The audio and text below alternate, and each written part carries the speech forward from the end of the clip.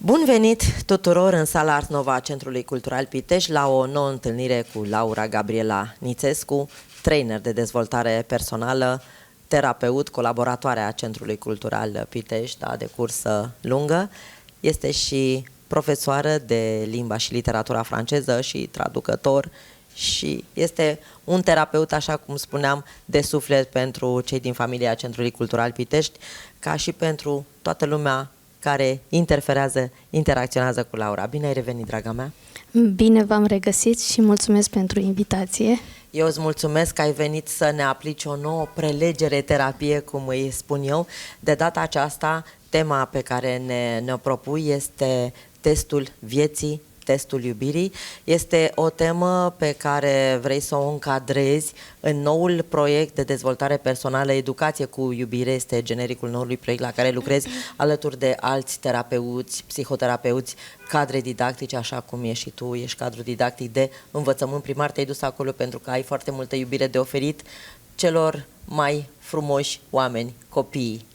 Și bine faci, știu că și acolo ai mult de lucru, pentru că cine crede că educația de învățământul primar este preșcolar. Da, și preșcolar este ceva facil, este ușor, se înșală, pentru că tu iei lucrurile foarte în serios și ești pentru copii și nu doar cadru didactic, ești și o mamă lor și știi să ții apropii și faci foarte bună echipă cu părinții, așa cum ne-ai demonstrat în emisiunile anterioare. Să revenim la tema discuției de astăzi, pentru că proiectul Educație cu iubire nu se adresează, așa cum am fi tentat să credem de la început, doar copiilor, tinerilor până pe la 18 ani, adolescenților. Educație cu iubire se adresează tuturor categoriilor de vârstă, da? Fiecare în etapa de viață în care ne aflăm.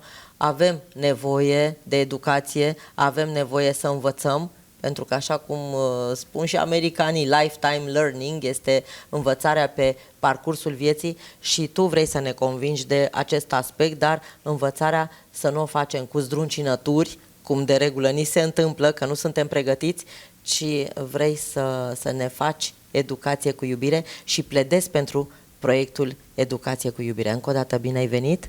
Bine v-am regăsit încă o dată și este o onoare pentru mine să pot să vorbesc în fața dumneavoastră și să vin cu inima deschisă către voi, că știu că și voi mă veți primi cu inimile deschise și sper ca informațiile pe care vi le dau să vă fie cu adevărat utile.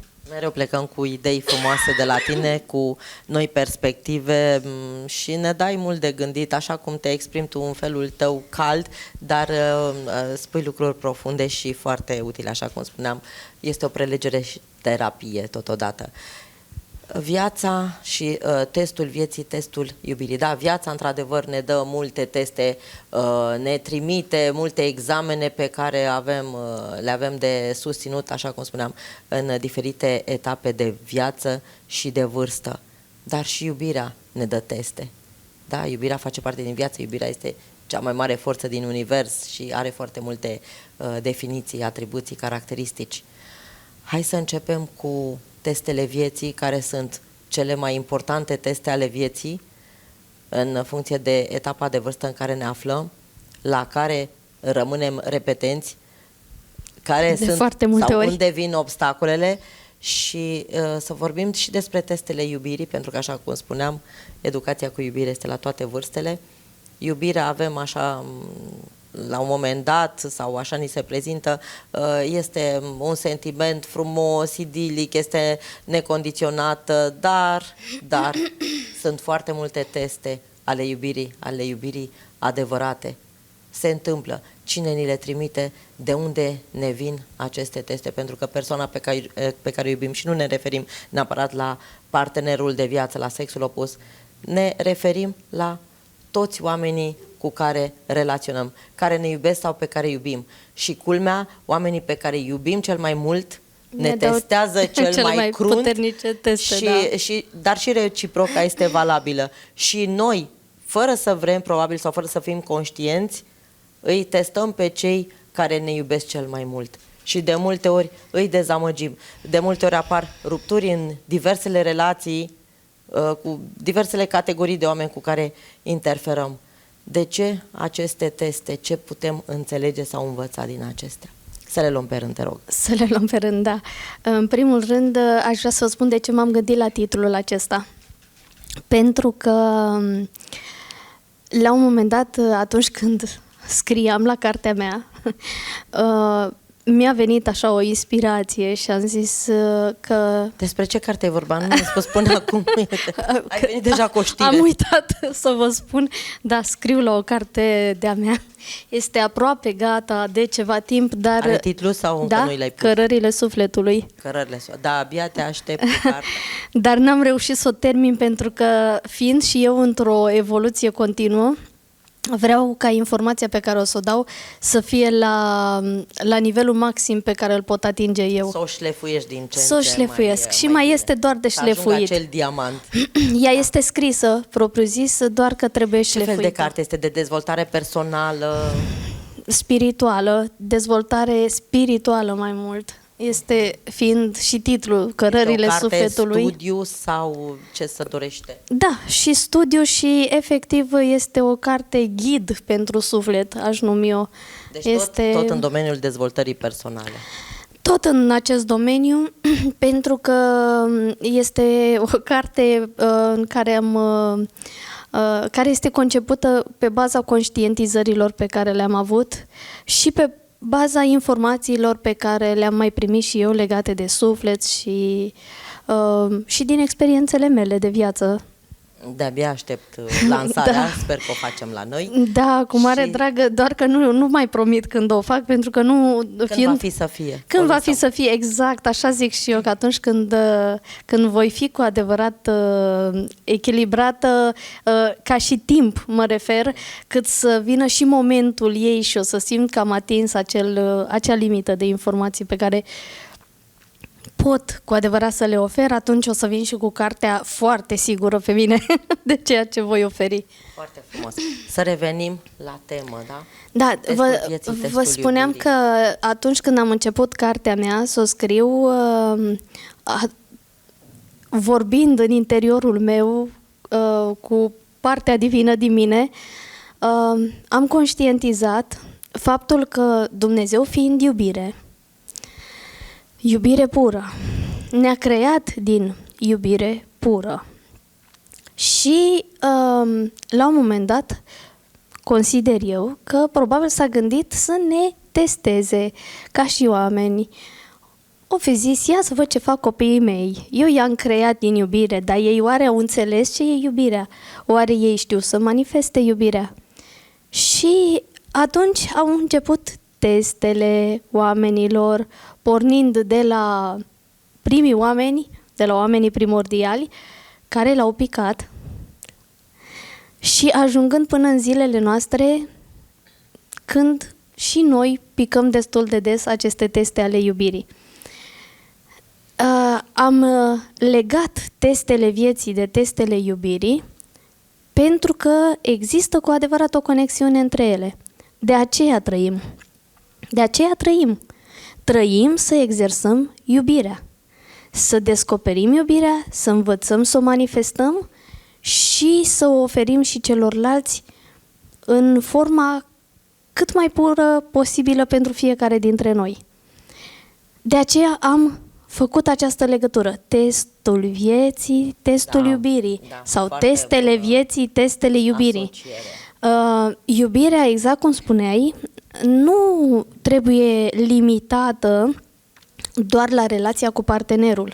Sau să ne uităm doar ce se propagă prin social media, iubirea adevărată, nu te face să suferi, deci numai partea aceea frumoasă, romanțată, ceea ce este total fals. Și dacă ne uităm pe clișele astea, începem să ne simțim jalnic pentru că ne gândim și noi în relațiile pe care le avem, în relațiile noastre de iubire cu toată lumea, cu parteneri, cu membrii familiei, cu cei de la serviciu, cu prieteni, simțim că lucrurile nu sunt chiar așa. Și atunci ce să înțelegem? Că nu suntem capabili să ne facem iubi sau nu suntem capabili să iubim cu adevărat. Nu, și iată că vine terapeutul și ne povestește tocmai despre aceste teste ale iubirii, ca să ajungem să manifestăm și să simțim iubirea aia cea mai curată, cea mai frumoasă, cea mai profundă, trebuie să trecem prin multe teste furci caudine ale vieții? Cred că sunt mai multe etape ale acestor teste.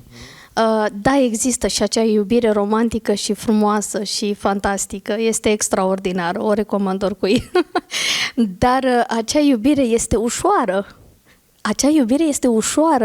E ușor să iubești un om care te iubește, care nu-ți creează probleme, care nu îți apasă butoane interioare. Este extraordinar de ușor să iubești un astfel de om. Dar introducerea cumva este introducerea, pe iubirii, exact. care are mulți spini. Dar ce ne facem atunci când ajungem în postura în care suntem testați dacă cu adevărat iubim, hai să nu-i numim dușmanii noștri, dar pe cei care ne apasă butoanele, pe cei care produc ceva în interiorul nostru nu tocmai plăcut. Cum reușim fiecare dintre noi să depășim acest prag de a nu sta în frecvențe joase, de frustrare, de frică, de ură, de deznădejde, de rușine, de toate celelalte. Pentru că primul impuls, mă iert, atunci când ne simțim răniți într-o relație, de iubire, de orice natură, avem tendința să ne simțim victime, să-i învinovățim pe ceilalți că doar ei sunt de vină, să ne și răzbunăm sau chiar să rupem acea relație. Da, și otrava unde e în acea situație? În cel care În noi. o simte. Da? Deci este testul nostru. Este testul nostru dacă rămânem în iubire sau ne otrăvim. De aceea repetăm acest test și probabil unii dintre noi rămâne repetenți toată viața. Din păcate, din păcate. Exact, nu suntem conștienți. Da, din punctul meu de vedere, repet, Dumnezeu ne testează în fiecare clipă, în fiecare interacțiune pe care o avem cu fiecare om, indiferent de rolurile pe care le jucăm. Ce perspectivă interesantă. Că suntem prietene, că suntem vecine, că suntem surori, colege, mamă, copil, parteneri de viață, părinți, bunici și așa mai departe. Indiferent de sentimentele pe care le avem sau le dezvoltăm cu ceilalți, ne sunt testate tot timpul. Ne sunt testate tot timpul și testul nu este pentru ceilalți. Testul este pentru fiecare dintre noi. Dacă fiecare dintre noi reușim ca provocările care vin către noi să le depășim, fără, cum am spus, să ne otrăvim sufletul. Și vreau să te anunț că aceste teste sunt din ce în ce mai profunde, situațiile în care ne pune viața, situațiile, conjuncturile care... care... depășim, vin altele mai dure. Vin altele mai profunde și mai dure și mereu suntem testați. Picăm sau rămânem și ne înălțăm eventual? Eu cred că cei mai mulți dintre noi le repetăm. Fiecare dintre noi le repetăm de multe ori. Putem învăța ceva în viața asta. Trebuie doar să ne prindem, că sunt teste. Și avem dacă ne prindem... de terapeuți ca tine, Laura, care ai venit, tu ți-ai luat foarte multe lecții ale iubirii, ai trecut foarte multe teste, le-ai trecut, de aceea vii și ne împărtășești cu înțelegerea, cu înțelepciunea pe care le-ai acumulat până acum. Testele avute au fost bazate pe foarte multă suferință. Doar prin suferință am putut să învăț ce este iubirea, pare incredibil. Să văd când este suferință, atașament și să disting când este iubire curată și nu este atașament. Doar prin mult exercițiu al vieții am reușit să înțeleg astfel lucrurile. Pentru că viața, știți cum e, viața bate filmul, parcă așa se numește, dictonul acela, este foarte adevărat. Care se tot confirmă. Se confirmă permanent. Când ne așteptăm mai puțin, Dumnezeu ne mai provoacă cu câte o situație care pare a fi conflictuală sau poate fi înjositoare pentru noi sau știu eu, o situație provocatoare. Să nu urâm pe cei care ne produc suferință atunci când suntem într-o relație de iubire, o relație bazată pe sentimentele cele mai curate pe care le considerăm noi. Păi n-ai cum să urăști pe cineva pe care îl iubești. Ori îl iubești, ori îl urăști, unul la mână. Da, tendința aceasta este atunci ce E o vine din furie, ego. este o furie și o frustrare care poate interveni o dată, de 2 ori, de 10 ori, după care relația respectivă o să meargă într-o direcție. Pentru că fie învățăm testul iubirii și îl depășim, testul vieții și testul iubirii și depășim acest test. Rămânem în acele Și rămânem relații. și învățăm să nu mai reacționăm cu furie, ci să ne prindem, aha, uite, și acum este un test pentru mine, ia să văd, rămân în iubire sau cad, da? Și cine ne tot testează tot timpul?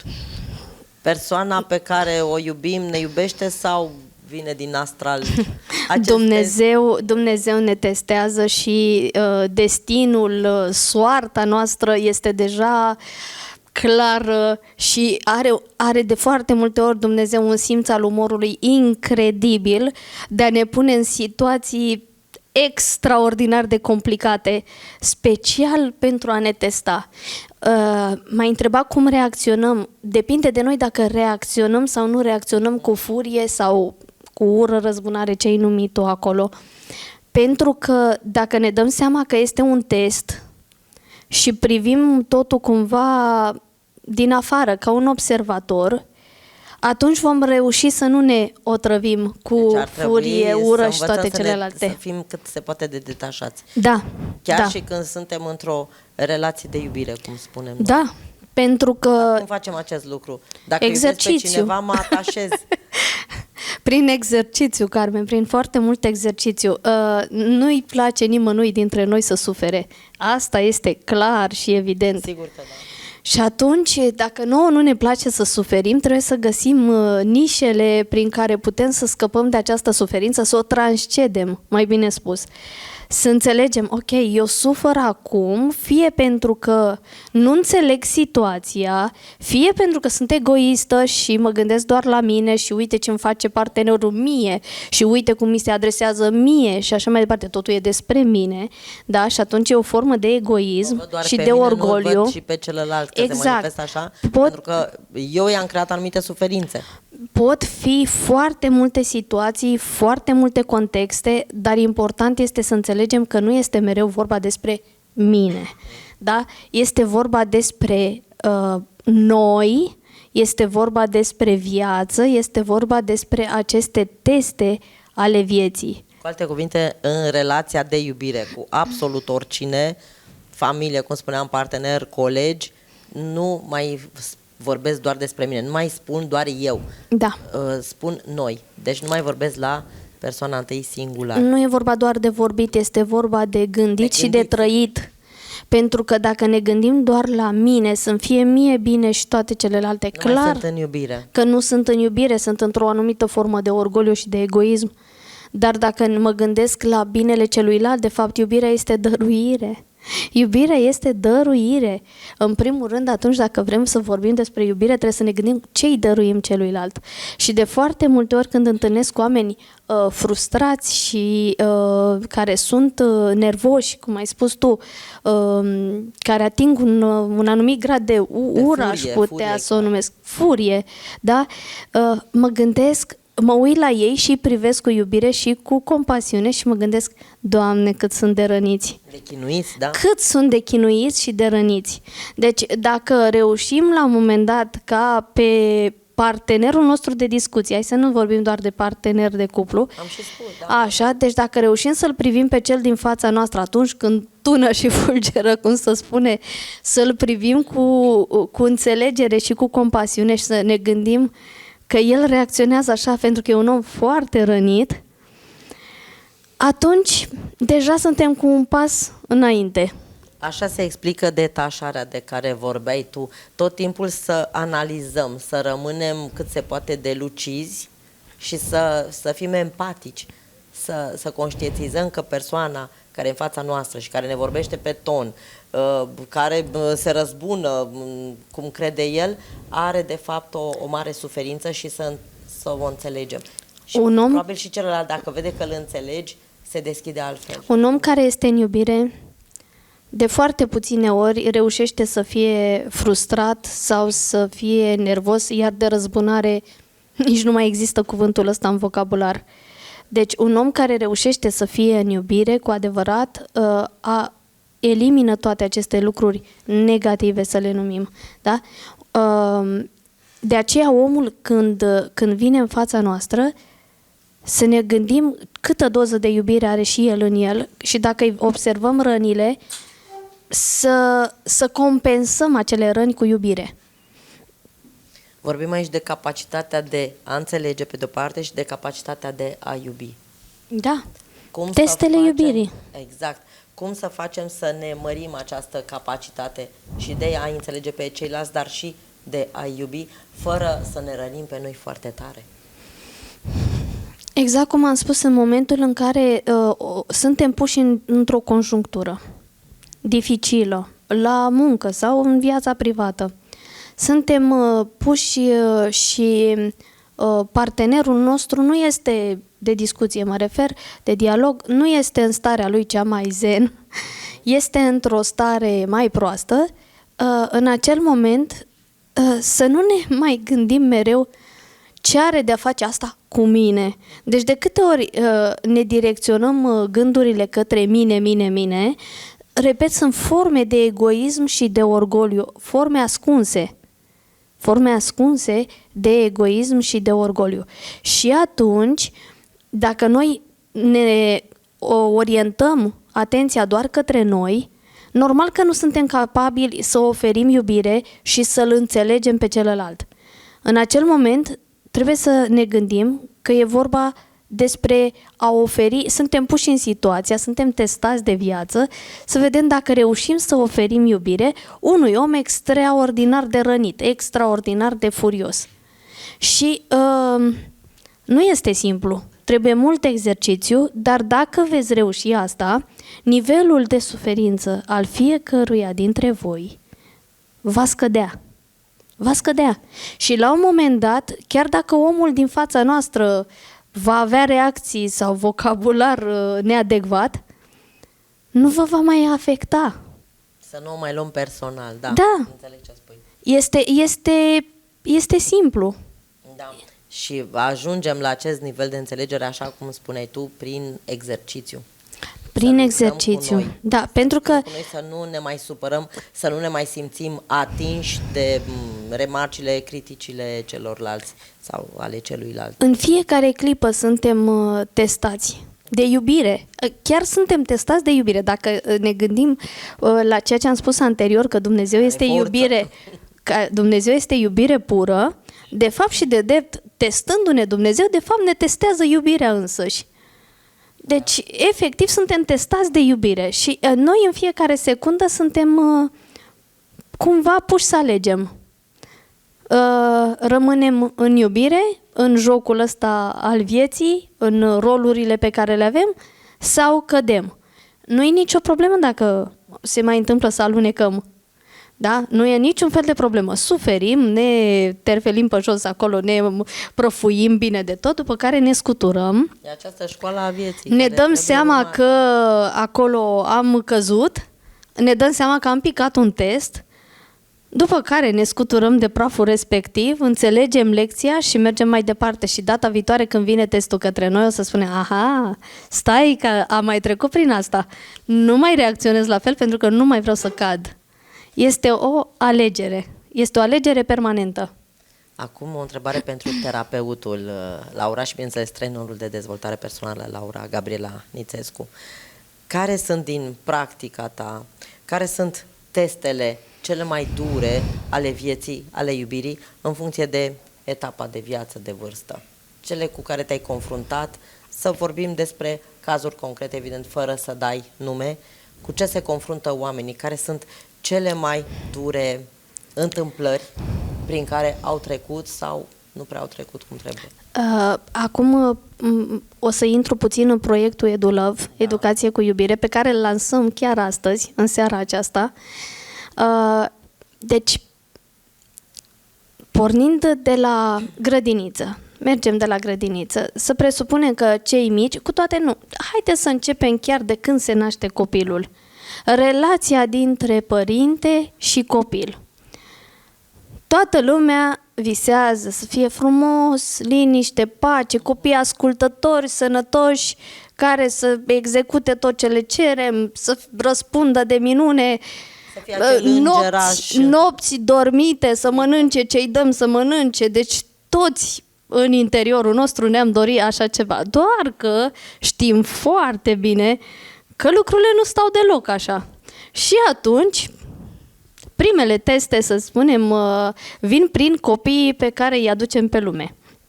Sau în cazul cadrelor didactice, atunci când intră în învățământ și dau de o grămadă de copii dintr-o dată, da? Indiferent de vârsta de predare. În momentul în care observăm că acei copii nu se comportă deloc așa cum noi ne-am aștepta, suntem testați de iubire.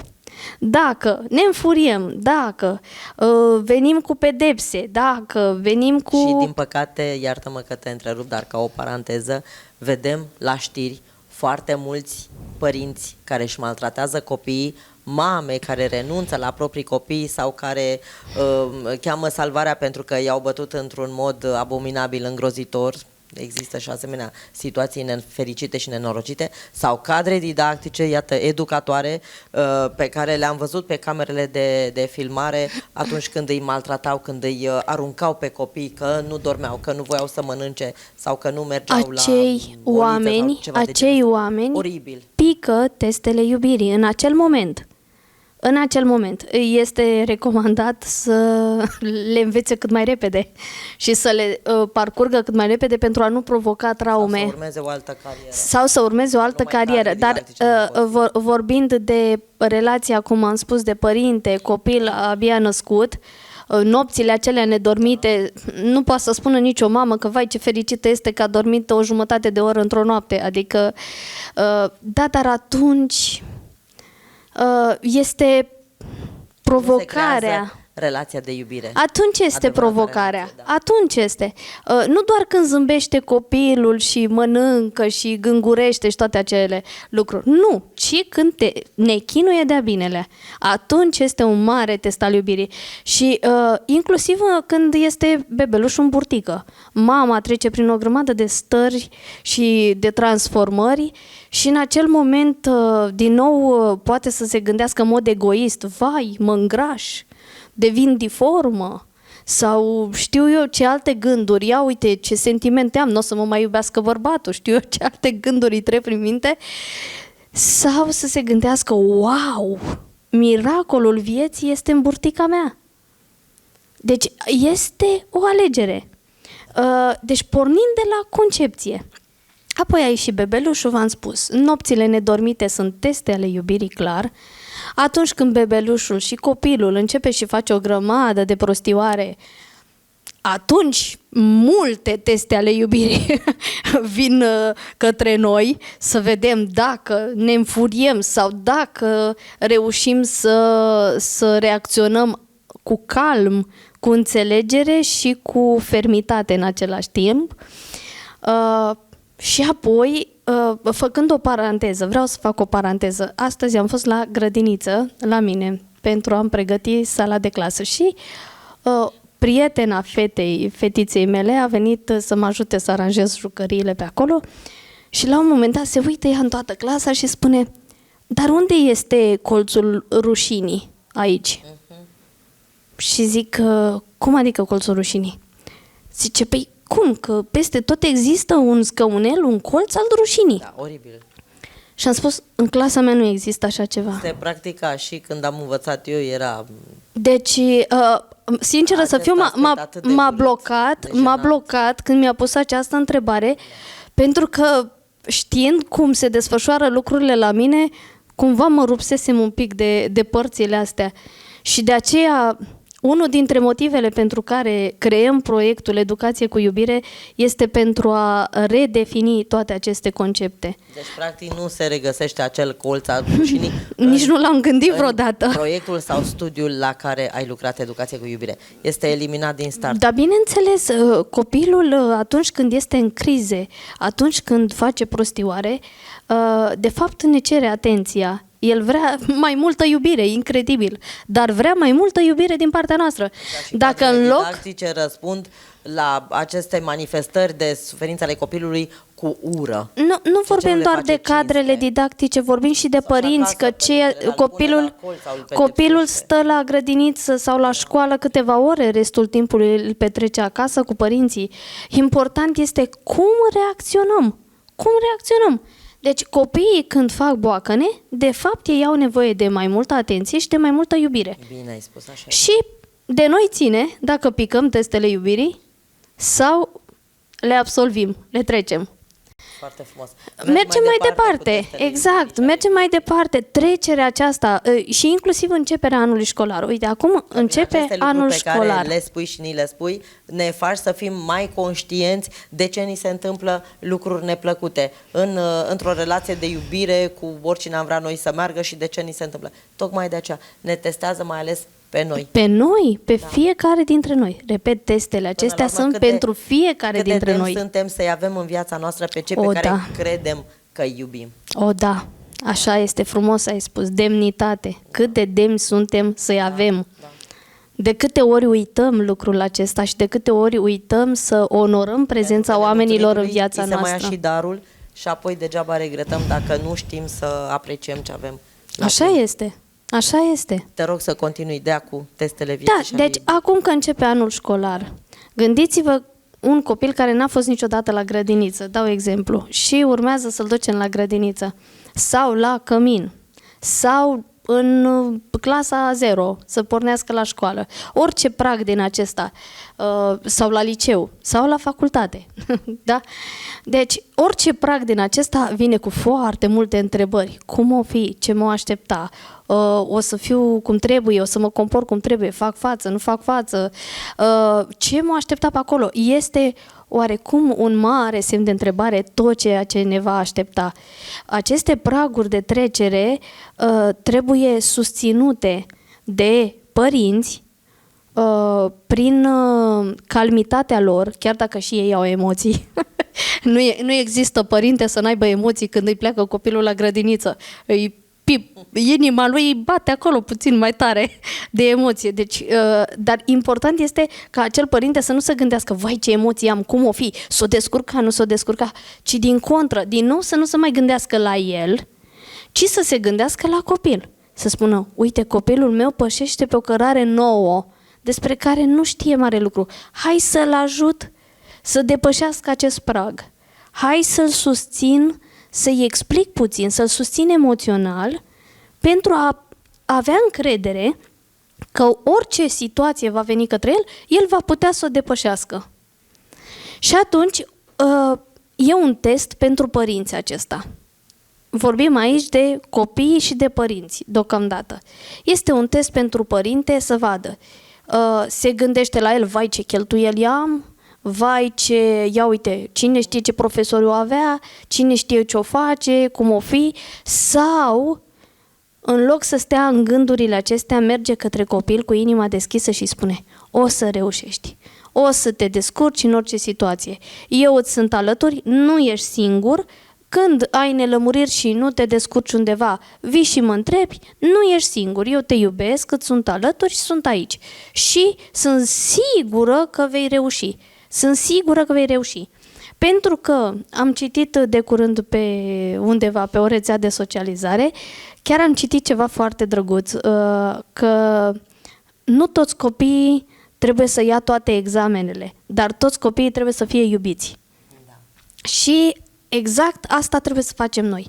Deci pornim de la grădiniță, unde copilul va avea nevoie de un timp de adaptare, atât cu educatoarea, iar acest timp de adaptare este foarte important să fie în complementaritate părinte-cadru didactic.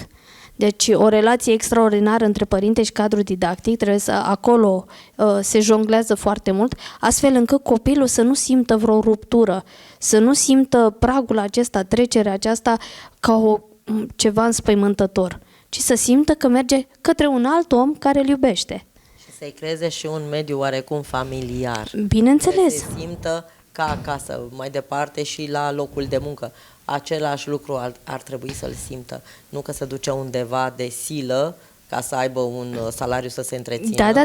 ci să se simtă tot ca în familie. Eu cred că aici, la Centrul Cultural, am creat acest mediu familial și nu vorbim doar de angajați, ci și așa de este. voi toți colaboratorii noștri dragi. Așa este. Și aici este mâna ta, pentru că tu știi să gestionezi lucrurile și te felicit, sincer. Vorbim sincer. despre educația cu iubire și eu am învățat să depășim anumite neînțelegeri pe care puteam să le avem sau se creau la un moment dat din partea mea sau a celorlalți, dar am depășit toate situațiile acestea cu iubire și tu știi foarte bine la ce mă refer. Da, ai trecut testele iubirii. Am trecut cu toții testele. Toți care ați rămas în familia Centrului Cultural le-am trecut cu iubire și iată că avem nevoie de terapia ta în continuare și de terapia ta, pentru că toți ne aplicăm diverse forme de terapii la toate proiectele culturale sau de dezvoltare personală pe care le punem aici. Sunt piese de puzzle care construiesc și din care oamenii... Toți sunteți foarte importanți aici. Oamenii pot să-și ia informația de care au nevoie, pot să-și ia ceea ce le lipsește. Așa este. Am închis paranteza și să mergem mai departe cu testele iubirii în funcție de vârstă. Da, am ajuns deja la... Deci, am trecut de facultate. Am trecut de facultate, dar până la facultate să nu uităm că e adolescența. O mare perioadă extraordinar de provocatoare în care copilul, pornind de la exemplele avute atât în familie cât și din social media preluate, copilul își conturează o idee despre ceea ce înseamnă viață. Cum definești tu viața? Cum ar trebui să te comporți în această viață? Păi eu am văzut la mama că ar trebui așa, am mai văzut într-un film că nu știu ce a făcut o actriță și a mers bine, deci ar trebui să mă comport așa, și atunci aceste modele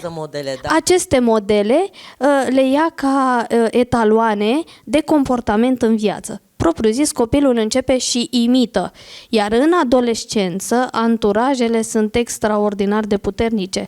Nu mai primează vocea părinților, ci primează vocea anturajelor. Dacă în copilăria mică nu s-au fixat bine de tot aceste valori ale vieții, dacă nu s-au fixat foarte bine acești piloni de rezistență în interiorul copilului, în momentul în care copilul va interacționa cu diverse tipuri de anturaje, el se va clătina sau nu. Și unde e vina, dragă Laura?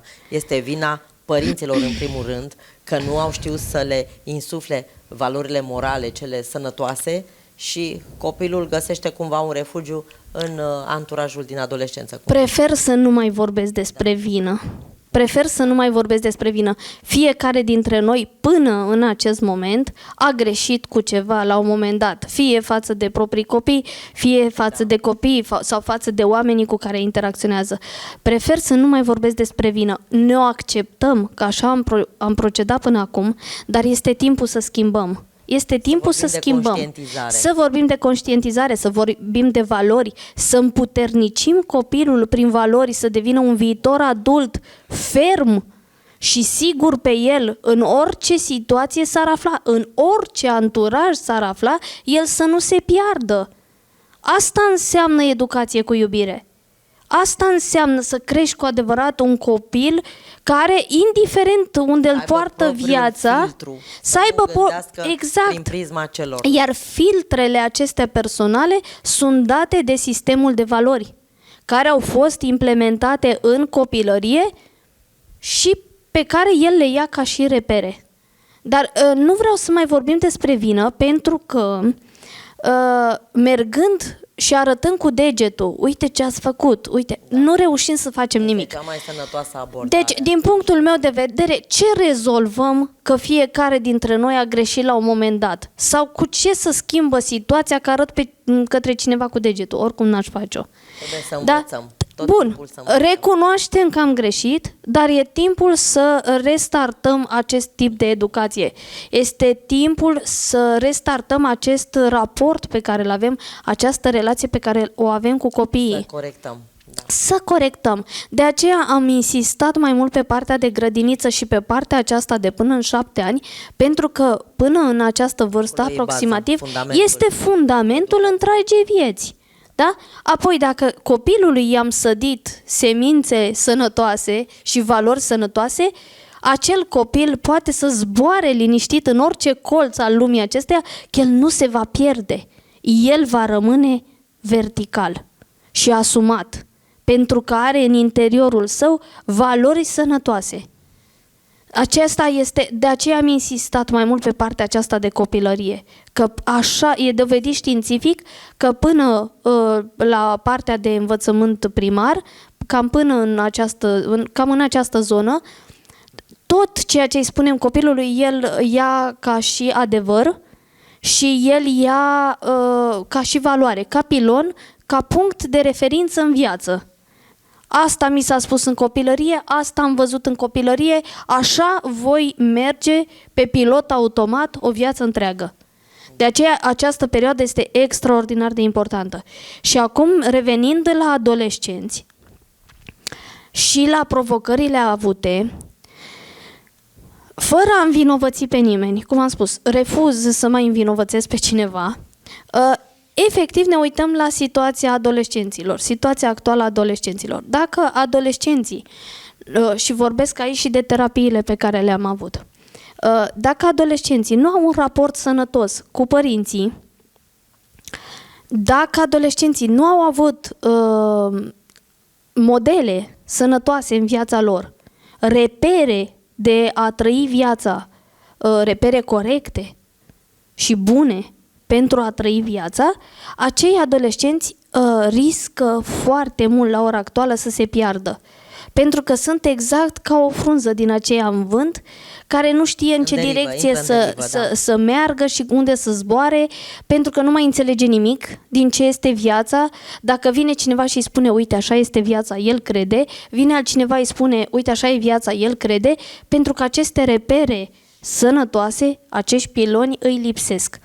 Dar vestea bună este că în orice moment al vieții noastre, lucrurile acestea se pot schimba. Sunt remedii. Există remedii. Prin conștientizări, prin terapii, prin lucrul personal cu sine, printr-o o reraportare corectă față de Dumnezeu și față de viață și față de iubire, atunci toate aceste valori se reașează ușor, ușor, dar e nevoie de timp. Nu se face totul peste noapte. Da? Deci, chiar dacă adolescenții actuali trec prin mari provocări, există soluții. Există soluții. Vă spun și din terapiile făcute de mine, dar și din terapiile făcute de colegii mei. Garantat, există soluții. Pentru oricine există soluții. Poți să vii așa cu niște exemple concrete, cum lucrezi în terapie cu un adolescent, să zicem, dezechilibrat? Cu iubire. Păi, serios, cu iubire. Pentru că acel copil dezechilibrat nu mai are reperele iubirii. El nu mai știe. El consideră că trebuie să facă lucruri extraordinare, să iasă excentrice pentru a fi văzut, acceptat și iubit. Da? El iese din tipar. La ce recurg? Văd foarte mulți tatuați și tot felul de tatuaje. Fără să judecăm, deci toate lucrurile acestea duse la extreme arată câtă nevoie au oamenii aceia de iubire. Sunt oameni care practic nu au încredere în forțele proprii și atunci fac orice. Exact, fac orice cât să fie acceptați, iubiți, văzuți, de aceea umblă cum umblă și se... de la o vestimentație deplasată până la tot felul de tatuaje, de piercing. Pentru că ei nu sunt mulțumiți cu ei. Ei nu știu ce înseamnă o stimă de sine corectă, ei nu știu ce înseamnă să se accepte pe ei așa cum sunt și atunci consideră că trebuie să adauge ceva sau să modifice ceva la corpul lor pentru a fi iubiți. Deci e incredibil, dar toți vrem să fim iubiți și tot ceea ce facem în viață facem pentru a fi acceptați și iubiți așa cum suntem. Mergem mai departe. Deci depășim partea de adolescență. Mergem spre facultate. Da? La facultate intervine partea aceasta de a decide direcția în care vor merge în viață. Foarte mulți copii sunt ghidați de părinți, eu sunt avocat, tu te faci avocat. Eu sunt medic, tu te faci medic. Și poate că acel Mai copil... sunt cu ideea să păstrăm tradiția familiei. Da. Pe linia noastră sunt foarte mulți medici și tu dacă nu te faci medic ești Și un ratat. poate că nu Cunosc are... cazuri de asemenea, În mod tineri sigur care și eu și-au, cunosc. ratat vocația. În mod sigur și eu cunosc. Și atunci, unde este problema? La părinți. Dar fără să-i învinovățim. Ei consideră că dacă lor le-a mers bine și se gândesc, mie mi-a mers bine, înseamnă că și copilului meu îi va merge bine în această meserie, făcând acest lucru. Dar s-ar putea ca acel viitor medic să n-aibă nimic de a face cu medicina, ci poate să-i placă fotografia sau, știu eu, să fie un profesor bun. Să n-aibă nimic de a face cu medicina. Și atunci el va merge în viitor la acel serviciu, dacă va forțează, ajunge se acolo, stresează, să și înveți. toată viața lui ce va fi? Un stres. Exact ce ai spus tu. Toată viața lui va fi un stres. Pentru că va face ceva ce nu-i place, va face ceva ce este Își forțat, ratează practic propria menire. își ratează menirea, exact cum ai spus tu. Fiecare avem talanții noștri, harurile noastre personale. Important este să le descoperim. Și prin proiectul acesta Educație cu iubire susținem părinții, cadrele didactice și toți cei care lucrează cu copiii să îi ajute pe copii să se descopere. Să-i ajute să se descopere. Sau în cazul studenților, dacă se vor înscrie la acest curs, ei înșiși se vor redescoperi, vor înțelege ce le place cu adevărat, Ca să studieze de plăcere. să studieze și de nu de plăcere frică, și nu de mai teamă. apoi să lucreze cu plăcere. Cum ar fi, Carmen, ca să mergi la serviciu din plăcere? Ar mai fi oboseală?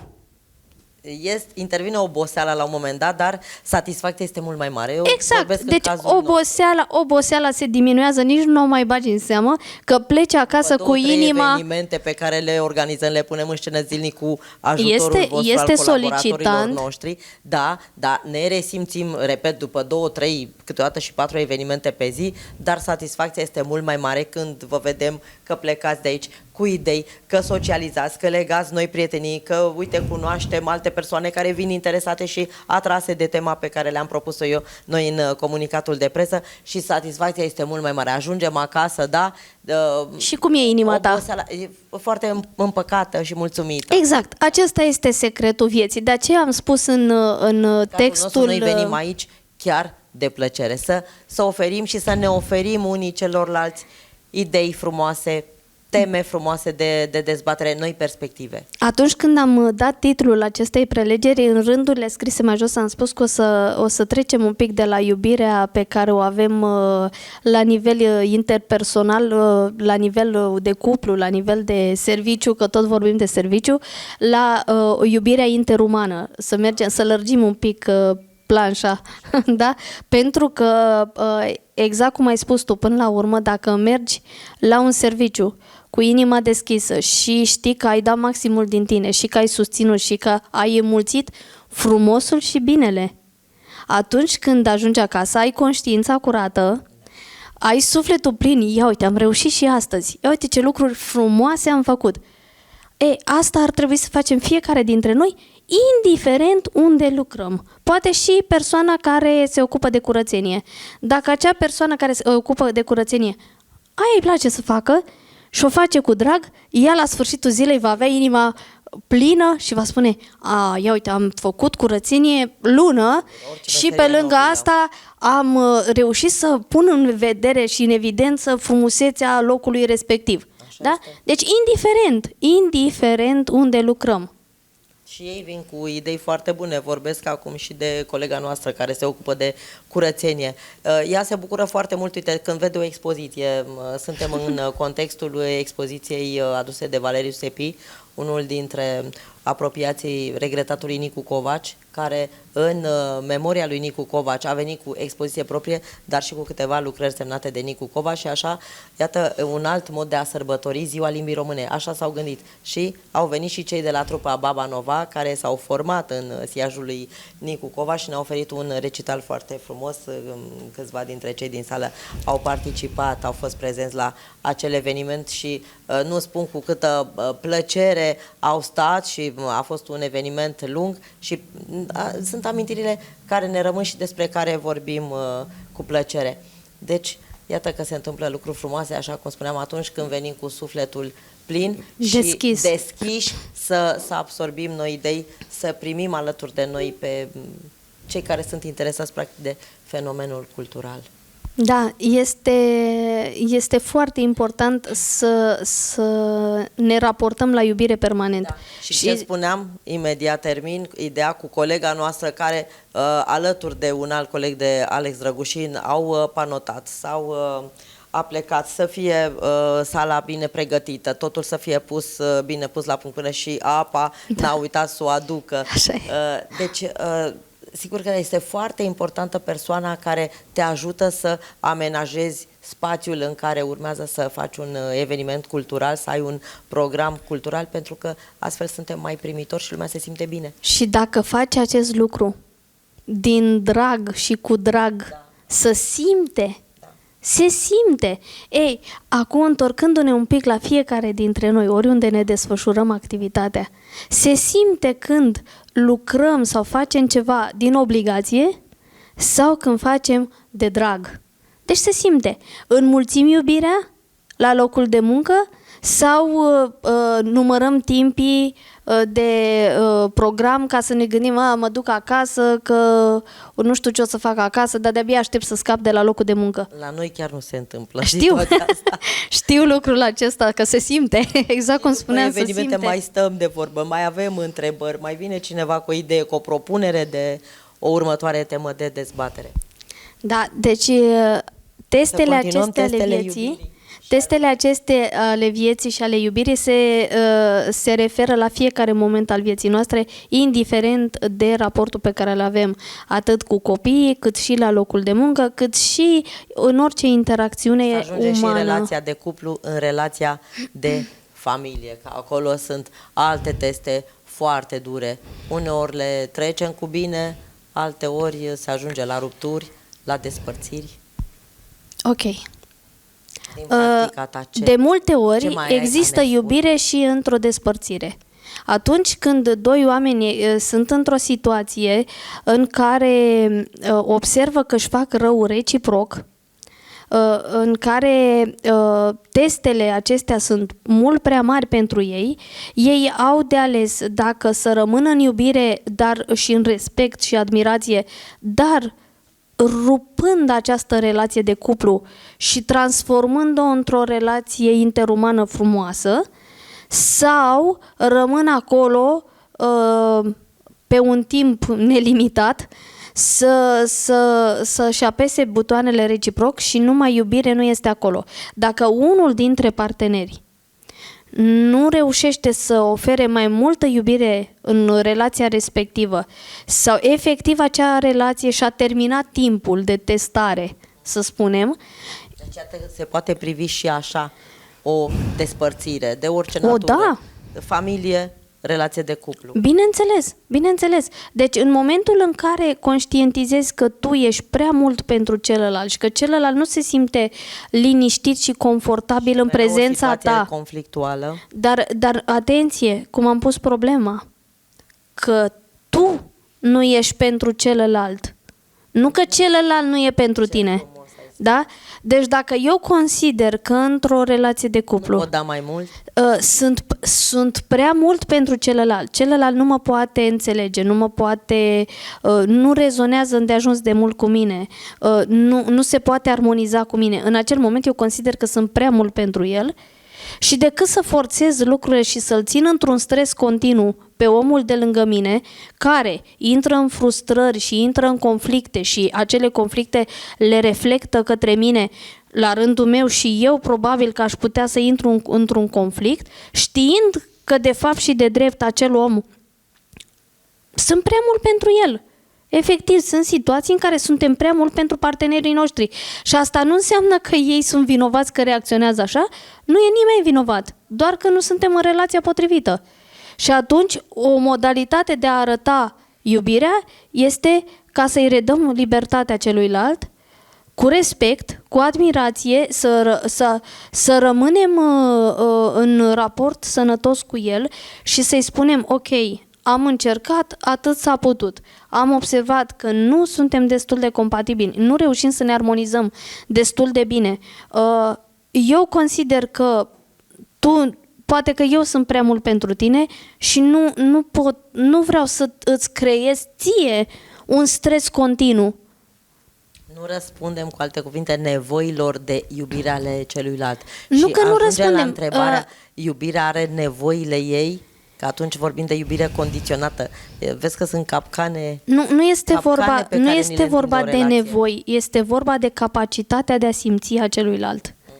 Fiecare dintre noi are capacitatea de interpretare a iubirii la un anumit grad.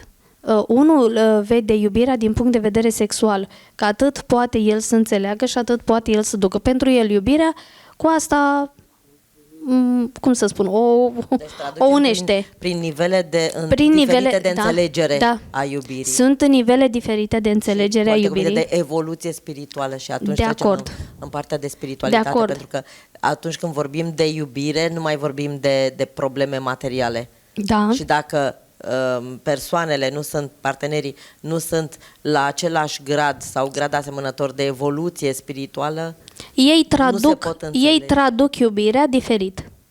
Totul este de cum traducem noi iubirea. Ce înseamnă iubirea pentru fiecare dintre noi?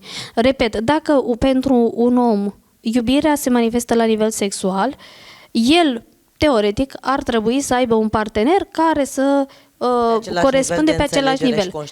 Dacă un alt om trece la un alt nivel mai profund de iubire, de trăire, de simțire, de partea aceasta de romantism, de creație literară, de tablouri, pictură, de artă, sub orice formă, de calitate împreună. Exact, atunci acel partener, dacă va întâlni un partener care este doar la nivelul sexual, acesta va fi prea mult pentru celălalt. Și celălalt nu va putea niciodată să-l înțeleagă. De ce îi trebuie atât de multe lucruri, când pentru mine e de ajuns doar partea aceasta? Da? Nu va putea să-l înțeleagă acesta de la nivelul mai jos, nu va putea să-l înțeleagă pe celălalt. Și atunci celălalt va rămâne în relație cât să-i permită și acestuia să crească, dar dacă acesta nu vrea sau nu poate să depășească un anumit nivel, atunci, din punctul meu de vedere, este recomandabilă o separare. Aici ar trebui să fie primul prag într-o relație. Când unul dintre parteneri se limitează doar la partea fizică, atât poate el. Și celălalt are nevoie de mai mult, aici ar trebui să se întrerupă și fiecare să-și găsească parteneri pe măsură. Nevoile de care spuneai tu diferă de la om la om și în funcție de gradul lui de evoluție, exact cum ai spus. Deci, ideal ar fi să găsim parteneri care să fie cam pe același nivel de evoluție cu noi sau aproximativ pe acolo, pentru a putea să ne înțelegem mai bine aceste nevoi, în mod reciproc. Și atunci, nu doar să așteptăm de la celălalt să se comporte ca noi, ci să și oferim celuilalt, să-l hrănim pe celălalt cu nevoile sale. Este despre dăruire. Cum am traduce noi iubirea? Pentru că fiecare, așa cum spuneai, o înțelege diferit. Păi iubirea este totul, depinde de noi cum ne armonizăm cu ea și cum ne raportăm la ea. Cea mai frumoasă încheiere. Iubirea este totul, depinde de noi cum o înțelegem și cum ne raportăm. Te las pe tine, eu am rămas cu această concluzie minunată, te las pe tine să închei, nu înainte de a întreba pe cei de față dacă au vreo întrebare sau vreo remarcă. Încerci tu, Mihaela, Martin? Vii alături de noi?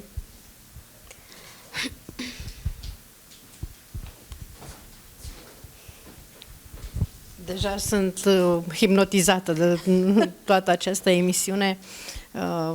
M-am și regăsit în unele situații și chiar ți se deschid ochii, cum se spune, și e foarte adevărat că iubirea este totul și este în tot și toate și așa spun și eu mereu. Pentru că numai cu iubire putem depăși toate, eu știu, hopurile de zi cu zi. Mulțumim pentru tot ce ne-ai spus astăzi și plecăm de aici cu și mai multă iubire.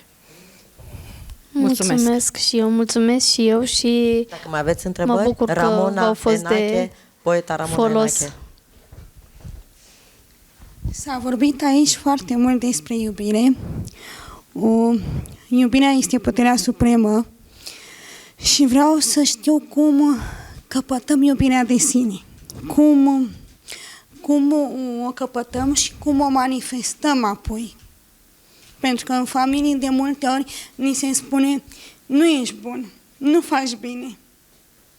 Și de aici pleacă neîncrederea în sine și toată viața te lupți și alegi și parteneri de relație în cuplu, fără să vrei, involuntar, cum a fost tata sau cum a fost mama cu tine. Așa este. Realizăm târziu.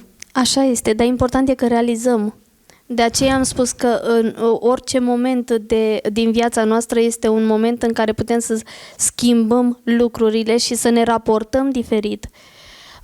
Mulțumesc pentru întrebare. Iubirea de sine. Iubirea de sine este un mare test al vieții, pentru că de foarte multe ori avem tendința de a-i pune pe ceilalți mai presus decât noi. Doar că poruncile din Biblie, poruncile lăsate, sunt să ne iubim aproapele ca pe noi înșine. Nici mai mult, nici mai puțin. Nici să fim egoiști și să ne gândim doar la noi și să îi defavorizăm pe ceilalți, dar nici să-i punem pe ceilalți mai presus decât noi și să ne minimalizăm pe noi. Iubirea de sine se învață. Că totul se învață. În orice moment al vieții. Poate că până astăzi nu ai știut sau nu am știut ce înseamnă iubirea de sine. Astăzi este timpul să schimbăm acest lucru. Se învață. În momentul în care nu mai oferim puterea noastră interioară celuilalt, în momentul în care conștientizăm că în acest mare puzzle al vieții suntem la fel de importanți ca și partenerul, ca și părinții, ca și toți ceilalți, în momentul în care observăm valoarea din noi, apropo de valori, da? Începem să le regăsim, să le redefinim. Uite, la vârsta noastră, da? Putem să ne redefinim ca oameni, să căutăm ce valori avem cu adevărat în noi și nu doar teoretic, ce există cu adevărat și ce folosim cu adevărat în viața de zi cu zi ca și valoare și ce reiese din comportamentul nostru. Și dacă observăm că avem anumite minusuri, atunci să lucrăm, să redescoperim în noi comoara aceea care există în fiecare dintre noi. Este un lucru conștient. Iar dacă aceste traume, exact cum ai spus tu, și această stimă de sine scăzută și această neiubire de sine provine de la părinți, exact, da, în foarte multe cazuri provine de la părinți și, într-adevăr, apoi această neiubire și această stimă de sine scăzută se reflectă în relații, atrăgând parteneri care să ne înjosească în continuare, atrăgând parteneri care să ne demonstreze în continuare că nu suntem destul de bune, da? Putem să începem prin a ne ierta părinții, pentru că atât au știut ei, așa au putut ei să ne educe. Atât au știut ei. Ei au considerat că așa e bine să ne crească. Lucrând la iertarea cu părinții, deja dăm drumul la câțiva bolovani care sunt în spinarea noastră. Pentru că atâta vreme cât arătăm cu degetul către părinții noștri, nu este în regulă. Nu este în regulă. Ei atât au putut. Acum, întrebarea este, dar noi cât putem? Ia să vedem ce repercursiuni vor avea atitudinile noastre, vorbele noastre, comportamentele noastre în viața și în sufletele urmașilor noștri și a celor cu care interacționăm. Pe câți oameni îi rănim involuntar. Atât putem acum, de-aia am spus mai devreme că nu mai vreau să vorbesc despre vină. Acest sentiment de vină ne-a colapsat total, ca și oameni în general. Ne-a distanțat. Ne-a distanțat, ne-a colapsat, se multiplică, exact cum spui tu. De aceea eu zic stop. Eu zic stop. Gata. Părinții noștri atât au putut, îi iertăm, îi iubim, îi acceptăm, că atât au putut, le transmitem iubire și recunoștință că fără ei n-am fi astăzi aici, dar acceptăm că atât au putut.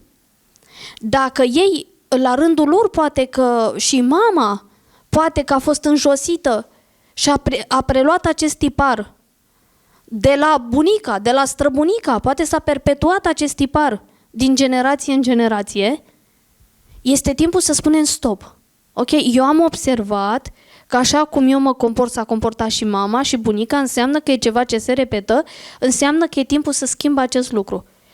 Prin conștientizare, prin acceptare, prin iertare și prin iubire, dăm drumul la această parte de trecut și acum ne redefinim ca oameni.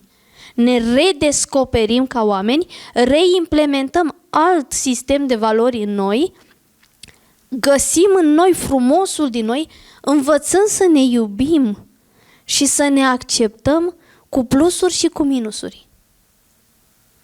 Niciunul dintre noi nu este perfect și totuși suntem perfecți. Da? Deci important este cât de mult, că vorbeam de adolescenți puțin mai devreme, cât de mult ne acceptăm noi sau cât de mult se acceptă ei.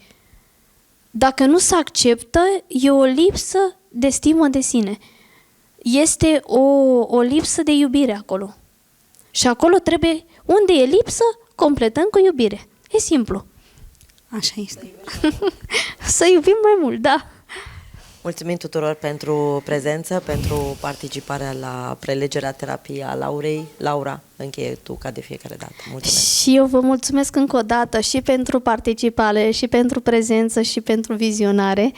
Și pot să vă spun că vă aștept cu drag împreună cu prietenii mei și cu colegii mei care sunt psihologi, terapeuți, cadre didactice, dar și părinți. Vă așteptăm la proiectul nostru, EduLove, Educație cu Iubire. Este un proiect mare, mare. Este un proiect foarte mare, pentru că se adresează sufletelor, se adresează oamenilor de orice vârstă și dorim ca împreună să vindecăm în noi toți părțile nevindecate, să învățăm să ne redefinim ca oameni, să reimplementăm sisteme de valori sănătoase în copii, ca să avem adulți vindecați în viitor. Să avem oameni siguri pe ei, care să strălucească prin talentele lor, prin virtuțile lor, să strălucească, să le mulțească, să le dăruiască și noi să ne bucurăm de ei. Vă așteptăm cu drag în cadrul proiectului EduLove. Felicitări! Mulțumesc!